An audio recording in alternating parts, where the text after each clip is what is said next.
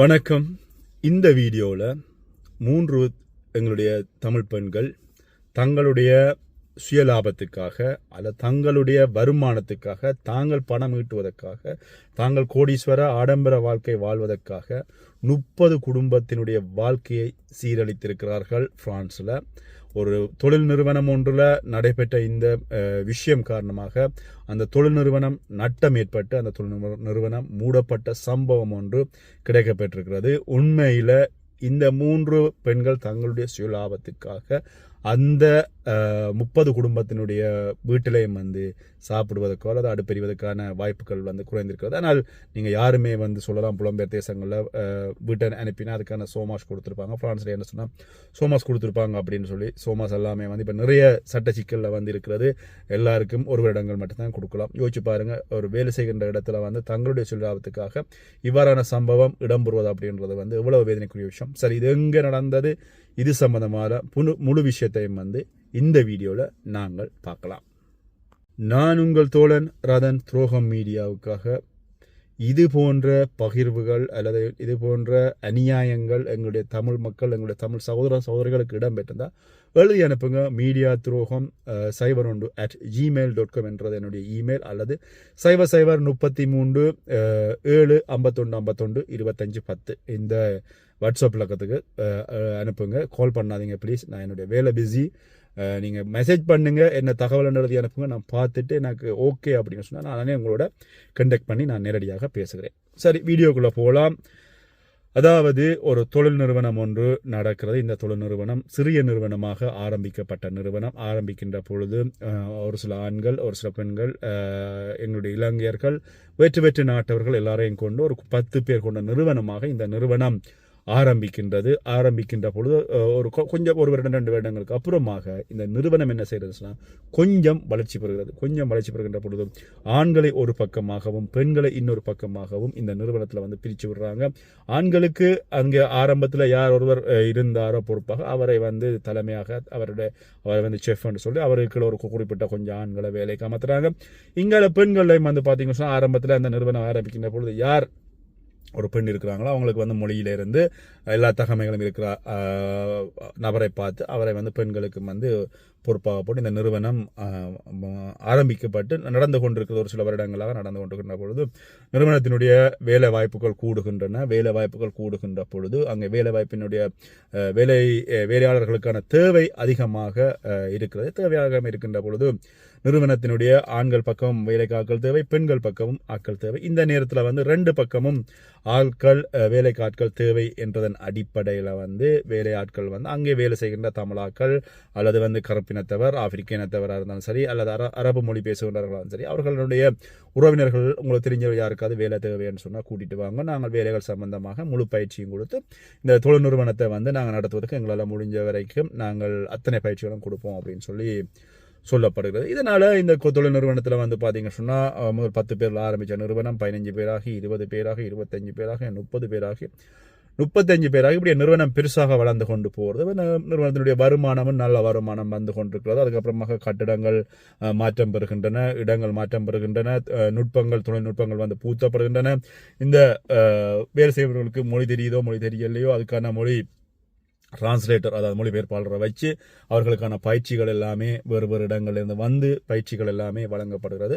நிறுவனம் ஓரளவுக்கு பெரிய ஒரு நிறுவனம், கிட்டத்தட்ட 100 பேரை கொண்ட வேலைக்காரரை கொண்ட ஒரு நிறுவனமாக அந்த நிறுவனம் ஒரு குறிப்பிட்ட சில ஆண்டுகள் நடந்து கொண்டிருக்கின்ற பொழுது கொரோனா பாதிப்பு வருகிறது. கொரோனாவினுடைய பாதிப்பு வருகின்ற பொழுது அந்த நிறுவனத்தில்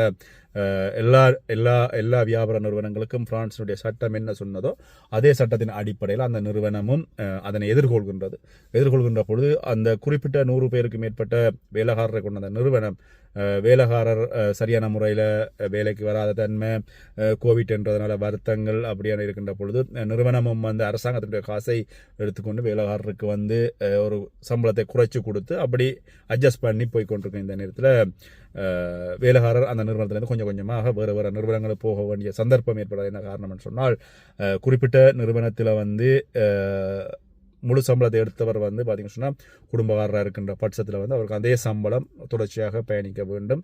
அது மட்டும் இல்லாமல் கொரோனாவினுடைய ஒரு 3-4 மாதங்களை பிற்பாடு தொழில் எல்லாமே சரியாக செய்கின்ற பொழுது இந்த நிறுவனத்தினுடைய தொழிலும் வந்து கொஞ்சம் வீழ்ச்சி அடைந்திருக்கிறது. ஆனால் இதில் இன்னொரு விஷயம் வந்து இந்த இடத்துல குறிப்பிட்டுட்டு நான் அங்கே நகர ஆசைப்படுகிறேன். அதாவது இந்த தொழில் நிறுவனத்தில் இந்த ஆரம்பத்தில் இருந்த ஆண்கள் பக்கத்தில் இருக்கின்ற பிரச்சனை பெரிய பிரச்சனை இல்லை, அங்கால ஓரளவுக்கு சரிசமனாக ஓடிக்கொண்டிருந்தது. ஆனால் இந்த பெண்கள் பக்கத்தில் இருக்கின்ற பக்கத்தில் வந்து பார்த்தீங்கன்னா தன்னை தலைமை அதிகாரி அப்படின்னு சொல்கின்ற அந்த பெண் தனக்கென்று ஒரு அசிஸ்டன்ட் வச்சுருந்தாங்க. அந்த அசிஸ்டன்ட் வேலை வந்து இந்த தலைமை அதிகாரிக்கு வந்து பணிவிட செய்கிறது மட்டும்தான் வேலை. அவள் வந்து அங்கே போயிட்டு நிறுவனத்தினுடைய வேலை செய்கிறது இல்லை. அப்போ அப்படியே இருக்கின்ற பட்சத்தில் வந்து இவர்களுடைய கணக்கு வழக்குகள் அல்லது இந்த நிறுவனத்தினுடைய இதர வேலைகள் யார் வர்றாங்க யார் போகிறாங்க, இவங்கள்ட்ட சம்பள கொடுக்கல் வாங்கல்கள், மணித்தியாலங்க கணக்கு போகிற இதற்கெல்லாம் சொல்லி இன்னொரு நபரையும் வந்து இங்கே வைக்கிறாங்க. இந்த இடத்த இதை ஞாபகம் வச்சு கொள்ளுங்க. மிச்சத்தை வந்து இறுதியில் நான் சொல்கிறேன். இப்படி இருக்கின்ற பொழுது இந்த நிறுவனத்தில் வந்து வேலையாட்களை குறைக்கின்ற பொழுது, வேலையினுடைய அளவுகள் குறைக்கின்ற பொழுது நிறுவனம் முடிவெடுக்கிறது, சரி இதில் வந்து வேலையாட்களை வந்து அறவாசியாக குறைப்போம் அப்படின்னு சொல்லி யார் ஒழுங்காக வேலைக்கு வரல, யார் பிரச்சனை கொடுக்குறாங்க, இவங்க எல்லாரையும் வந்து கொஞ்சம் கொஞ்சமாக அந்த நிறுவனம் வீட்டை அனுப்புகிறது. வீட்டை அனுப்பி 50 பேர், ஆண்களில் வந்து 20 பேர், பெண்களில் 30 பேர் அப்படி என்று செயற்பட்டு கொண்டிருக்கின்ற நிறுவனத்தில் வந்து பார்த்தீங்கன்னு சொன்னால் என்ன நடக்கிறன்னு சொன்னால், இங்கே இந்த பெண்கள் பக்கம் இருக்கின்ற தலைமை அப்படின்னு சொல்கிற அந்த பெண் வந்து அவருக்கு யார் சாதகமாக செயற்படுறாங்களோ அவங்கள மட்டும் வேலைக்கு வச்சுக்கொண்டு அவருக்கு எதிராக யார் செயற்படுறாங்களோ அவர்களை வீட்டுக்கு அனுப்புவது அப்படின்ற சிந்தனையில் வந்து அவங்க செயற்பட்டு கொண்டிருக்காங்க. அதுக்கு உடந்தையாக வந்து அவருக்கு கீழே வந்து பணிவிட செய்து கொண்டிருக்கிற சாப்பிட போகிறான்னு சொன்னால் கை கழுவுற தண்ணியோட போய் நிற்கிற, டொய்லெட்டுக்கு போகிறான், மெலசில் விட போகிறான்னு சொன்னால் கையில் வந்து டிஷ்யூவோட போய் நிற்கிற, ஓகே இந்தாங்க அல்லது அவாவே வந்து துடைச்சி விடக்கூடிய அந்த நிலைமையில் இருக்கிற அந்த அசிஸ்டன்ட். அதே மாதிரி இவர்களுக்கு வந்து எல்லாரையும் வந்து கண்ட்ரோல் பண்ணுகின்ற அந்த 3 பேருமே வந்து பார்த்தீங்கன்னு சொன்னால் தங்களுக்கு சாதகமாக இருப்பவர்களை மட்டுமே இங்கே வந்து இந்த நிறுவனத்தில் வேலைக்கு வச்சுக்கொண்டு சாதகம் இல்லாதவர்களை கொஞ்சமாக முதலாளியிடம் வந்து எப்படி இவர்களை கலட்ட முடியுமா வேலையால் அப்படி கொஞ்சமாக கலட்டுறாங்க. இது வந்து ஆண்கள் பக்கம் நடக்கிறது, பெண்கள் பக்கம் நடந்தால் சொல்லப்பட்டிருக்கிறது. சரி, இந்த விஷயங்கள் இப்படியே நடந்து கொண்டிருக்கின்ற இந்த நேரத்தில் வந்து பார்த்தீங்கன்னு சொன்னால் ஆண்களில் வந்து பார்த்தீங்கன்னா எங்கேயுமே இந்த பெண்கள் தலைமையாக இருக்கிற இடங்களில் வந்து கடைசி வந்து வேலை செய்யலாது. நீங்கள் எந்த நிறுவனமாக அது நம்ம புலம்பெயர் தேசத்திலும் சரி, இலங்கையிலும் சரி, இந்தியாவிலும் சரி, எங்கேயுமே இந்த புலம்பெயர் தேசங்களே அல்லது எங்களுடைய நாட்டில் வந்து பெண்கள் தலைமையாக இருந்தால் அதுக்கு கீழே இருந்து எந்த ஒரு ஆணுமோ பெண்ணுமோ வேலை செய்யலைன்னு சொன்னால் அவங்களை பொறுத்தவரை அவங்களோட சுயலாப நோக்கமாக தன்னுடைய பெயர் புகழுக்காக எது வேணும்னாலும் எந்த அடிமட்டம் வேணும் என்று சொன்னாலும் இறங்கி போவாங்க. அதை விட முதலாளியிடம் வந்து எவ்வளவுக்கு உங்களை வந்து காட்டி கொடுத்து உங்களை கலட்டையிலுமோ அவ்வளவு காட்டி கொடுக்காதா. இது நிஜம். இது எங்கே வேணும்னா இதில் மாற்று கருத்து இல்லை. அப்படி கொஞ்சமாக கலாட்டி ஆண்களோட பிரச்சனை படுகின்ற போது ஆண்கள் விட்டுட்டு போகிறாங்க. இதில் இன்னொரு விஷயம் என்னன்னு சொன்னால், அந்த குறிப்பிட்ட அந்த பெண்மணி என்று சொல்கின்ற பொழுது அதில் ஒரு ஆண் சகோதரர் வந்து அந்த விஷயத்தை தெளிவுபடுத்தியிருந்தார். அதாவது இந்த பெண்மணி என்ன செய்கிறேன்னு சொன்னால், தனக்கு அரசாங்கத்தினால் என்னென்ன வருமானங்கள் எடுக்க முடியுமோ அதெல்லாத்தையும் வந்து இன்டர்நெட் அதுகளில் தேடி அந்த இவர்களுக்கு பொறுப்பாக இருக்கிற அந்த பெண்மணியிடம் கதைச்சு அதை வந்து அரசாங்கத்திடம் எடுப்பது. இப்போ உதாரணமாக நீங்கள் வந்து பண்ணணும்னு சொன்னால், இப்போ ஒரு குழந்தை கிடைச்சிட்டுன்னு சொன்னால், குழந்தை கிடைச்சா அந்த குழந்தைய வந்து பார்க்குற இடத்துல வந்து விட்டுட்டு கிரஸில் விட்டுட்டு வேலைக்கு வேணும்னு சொல்லி முதலாளி ஒரு கடிதம் கொடுத்தா கிட்டத்தட்ட எனக்கு தெரிஞ்ச வரைக்கும் 25,000 யூரோ வரைக்கும் அந்த கிரஸுக்கும் இந்த இவாவுக்கும் அந்த பிள்ளைக்கும் வந்து அரசாங்கம் பே பண்ணும். அப்படி ஒரு திட்டம் எல்லாமே இங்கே பிரான்ஸ் இருக்குது. இது எல்லாமே வந்து மற்றவர்களுக்கு காட்டி கொடுக்கல. மற்றவர்கள் ஒரு வருத்தம், காய்ச்சல், துன்பம் அப்படின்னு சொல்லி வேலைக்கு வரலைன்னு சொன்னால் உடனே அவர்களுக்கு வந்து தடி ஓட்டுறது அல்லது வந்து அவதிஸ்மோ வார்னிங் லெட்டர் அனுப்புறது, இப்படியான பிரச்சனைகள் எல்லாமே கொடுத்து கொண்டு இருக்கிறாங்க. எப்படி இருக்கின்ற போது இந்த ஆண்களுக்கு தான் கூடுதல் ஆண்கள் வந்து கொரோனா பிரச்சனை, அதனால் சம்பளங்கள் பிரச்சனை அப்படின்ற போது அவர்களை தான் கொஞ்சமாக கலாட்டி அங்கே வந்து ஆண்களினுடைய அளவு வந்து 5 பேராக வருகிறது. வேலைக்காரர் புதுசாக வேலைக்காரர் போகல என்ன சொன்னால், இருக்கிற வேலைக்காரர் வெளியில் போன வேலைக்காரர் வந்து வேலைக்காக கொண்டு வர தன்மை இல்லை. உள்ளுக்கு இருக்கிறவர்களும் வந்து தலைமைகளோட வந்து பிரச்சனைப்பட்டு கொண்டுருக்காங்க. அப்போ வேலைக்காக கொண்டு வரதுக்கும் பிரச்சனையாக இருக்குது. இந்த நேரத்தில் வந்து நிறுவனத்தினுடைய வியாபாரம் வந்து கொஞ்சமாக ஒரு 2-3 வருஷங்களுக்குள்ள வந்து குறைஞ்சு கொண்டு போகின்ற பட்சத்தில் வந்து இவர்கள் இந்த 3 பெண்களும் என்ன செய்யறேன்னு சொன்னால், மற்றவர்களை வந்து இப்போ இருக்கிறவர்களையும் பிரச்சனை கொடுத்து கொண்டு அவர்களையும் வந்து தங்களுக்கு யாரால் சாதகமாக இருந்தால் அவர்களை மட்டும் கைக்க வச்சுக்கொண்டு வந்து மற்றவர்களுக்கு வந்து தடி ஓட்டும். இப்படி இருக்கின்ற பொழுது ஒவ்வொருத்தருமே வந்து வேறு இடத்துல பிரச்சனை கொடுக்க துவங்கிட்டாங்க. பிரச்சனை கொடுக்கின்ற பொழுது இதே வந்து இதனால் இந்த 3 பெண்களும் இருக்கிறார்கள். இந்த 3 பெண்களும் என்ன செய்யணும்னு சொன்னால் கள்ளக்கணக்குகள் போடுறது, நாங்கள் ஓவர் டைம் செய்கிறோம், மேலதிகமாக செய்கிறோம், சரி நேரம் வேலை செய்கிறோம் அப்படின்னு சொல்லி ஓவர் டைம் கணக்குகளையும் போட்டு இவர்கள் தங்களுக்கு உள்ள காசுகளும் கிட்டத்தட்ட தொடர்ந்து நிறுவனம் ஆரம்பித்த காலத்திலிருந்து இன்று வரைக்கும் எடுத்திருக்கிறார்கள். ஆனால் முதலாளி இதை கண்டும் காணாமலும் போட்டிருக்காரு. என்ன காரணம்னு சொன்னால் அவனுக்கு முதலாளியை பொறுத்தவரை அவனுக்கு வியாபாரம் நடக்கணும் அல்லது அவனுடைய தொழில் நிறுவனம் நடக்கணும் என்பதற்காக இந்த விஷயத்தை கண்டும் காணாமலும் விட்டதாக ஒரு தகவல் வந்து சொல்லப்பட்டிருக்கிறது. இந்த விஷயம் இப்படி இருக்கின்ற பொழுது இவர்கள் இந்த மூவரும் தங்களுடைய லாபத்துக்காக இவ்வளவுத்துக்கு அந்த நிறுவனத்திலேருந்து சுரண்டி எடுத்து தாங்கள் வந்து தங்களை டெவலப் பண்ணியிருக்காங்க. ஆனால் மற்ற வேலைக்காரர்களை அடிமைகளாக நடத்திக்கிறாங்க. வேலைக்காரருக்கான அடிப்படை சம்பளம் 1300 யூரோ என்று சொன்னால் 1300 யூரோ மட்டும்தான் கொடுக்கப்பட்டிருக்குது. இவர்கள் இந்த மூவருக்குமே வந்து பார்த்திங்கன்னா 2500 3000 மேலே வர இவர்கள் சம்பளம் எடுக்காங்க. என்னென்னு சொன்னால் நாங்கள் ஞாயிற்றுக்கிழமை வேலை செஞ்சுக்கிறோம், சனிக்கிழமை வேலை செய்யணும் சொன்னால் முதலாளிக்கு வந்து இந்த நாட்டவரை சேர்ந்தவர், அவர் வேறு நாட்டை சேர்ந்தவர், அவர் வந்து இங்கே இருந்தே இந்த இடமே கண்ட்ரோல் பண்ணிடலாது, கேமராவில் வந்து கண்ட்ரோல் பண்ணி கொண்டு இருக்கலாது. அப்போ அவர் வந்து இவர்கள் ஞாயிற்றுக்கிழமை வேலைக்கு வருகிறார்கள் சொல்லி வர்றதை தான் பார்க்கலாம் முடியும், அவர் அங்கே என்ன வேலை செய்கிறார்கள் அப்படின்றத கவனிக்கிறீங்களா போல என்ன நடந்ததுன்னு தெரியல. இதனால் இந்த 3 பெண்களும் தங்களை வந்து செட்டில் ஆகிட்டாங்க. குறிப்பாக வந்து பார்த்தீங்கன்னா சொந்த வீடு வாங்கி அவங்க 3 பேரும் செட்டில் ஆகிட்டாங்க.